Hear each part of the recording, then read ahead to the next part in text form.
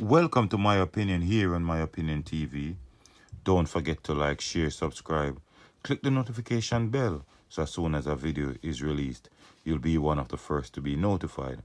And this morning we want to look at the three situation. One, a boy who was held by cops after killing a man in Portmore.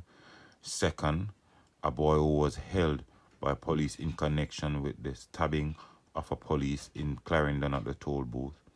And thirdly, we want to look at a situation where a gunman was disarmed in Westmoreland and his firearm taken from him. But first up, we want to commend the police in St. Catharines South on their quick response to this situation where the 16-year-old boy on Friday shot and killed a man in the suburb of Portmore. A firearm also seized, the police said.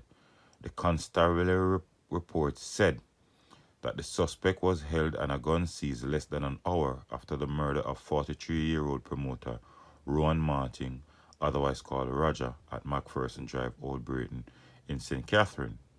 Reports from the Portmore police are that about 2:30 Martin was attending a funeral service at a church when a Nissan Latio motor car drove up. Three males, one of them the teenage suspect, reportedly exited the motor car, shot Martin several times, and then drove away in the car. A police team that was on location to enforce aspects of the Disaster Risk Management Act saw what unfolded and pursued the gunman. The lawman intercepted the car in Greater Portmore area. Two men escaped, but the teen was held, and a Springfield 9mm pistol and a magazine containing one round was seized. The police are searching for the other two men. So, one, if we would have more situations play out like this where persons go on a mission and the police intercept them, or the police is close by, or police gets a tip off and follow these men, how the crime rate would go down. But this was a very good response from the police, and we hope that holding this 16-year-old will show up the other two men. But first up, we want to look at it at 16-year-old. I wonder what his parents will be saying now, because a lot of these killings are being done by youngsters. 16-year-olds, still a baby, still a child. It's not even the age of consent yet. And these are the youngsters who are going around. They don't know how hard you work for your stuff. They don't know how hard you work for anything. And these are the youngsters going around perpetrating people's rights, killing them, and leaving family disoriented by their act, their devilish act. And I hope he'll be tried like an adult, because when you are found with a gun and committing murder, you can't be tried as a child. You should be tried as an adult, because you know exactly what you're doing. And we should reach the point in Jamaica where a person should get no less than 15 years for possession of firearm. But it was a good response from the police, and we hope that the other two men who participated in this murder will be held, even though we heard that the death of Martin was really a Klansman-related activity. But let me know what you think in the comment section as we move on to the other story. The other story we want to look at is a 16-year-old boy has been charged with the alleged stabbing of a policeman some 14 times in an encounter between the two on the Maypen leg of Highway 2000, the PJ Patterson Highway, last Sunday. The identity of the teenager was not released because of his age. These are one of the things I have a problem with, because at that age, and you start criminal activity, stabbing a police. No matter what age you are, at that stage, your identity should be released, because you are no child. To think about criminal behavior and to do criminal stuff, you are no child, so your identity should not be withheld. Anyway, his identity has been withheld based on the fact that he's a teenager. He has been charged with wounding with intent, assault with intent to rob, and illegal possession of firearm.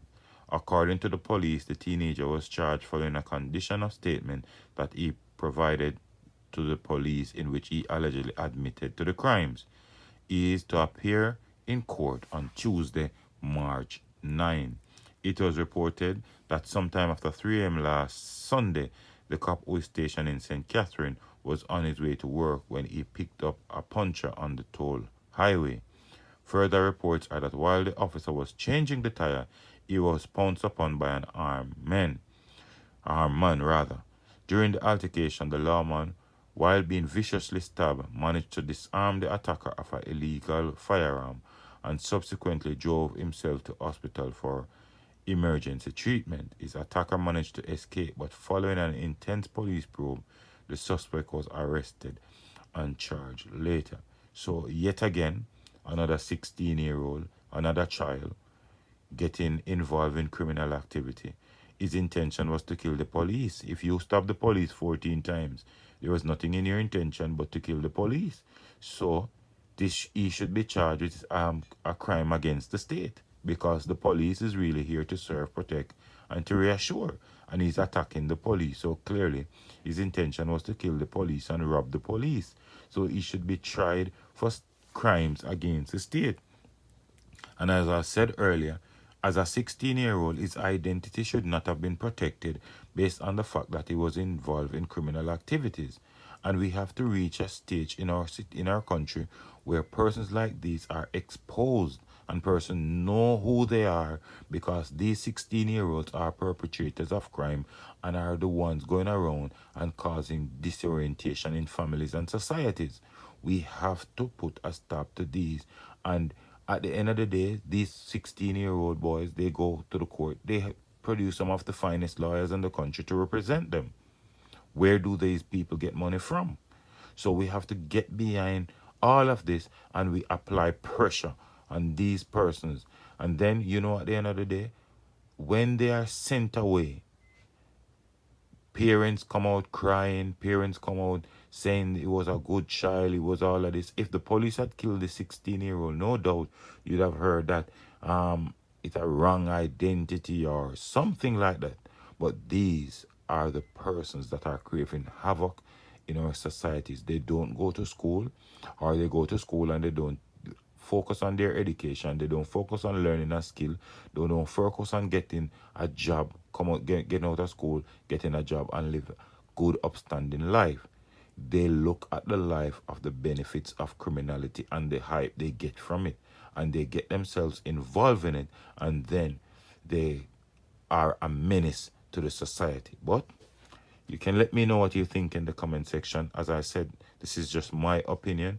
You can have yours and you can be respectfully different from mine. But you can have your comment in the comment section. As usual, I'll try to interact with you right there. The other situation we want to look at is a man is nursing gunshot wounds in hospital after a failed robbery at a store in White House Main Road in Westmoreland yesterday. Reports from the White House police are that about 2 a.m., the store manager went to investigate a sound coming from the front of the store.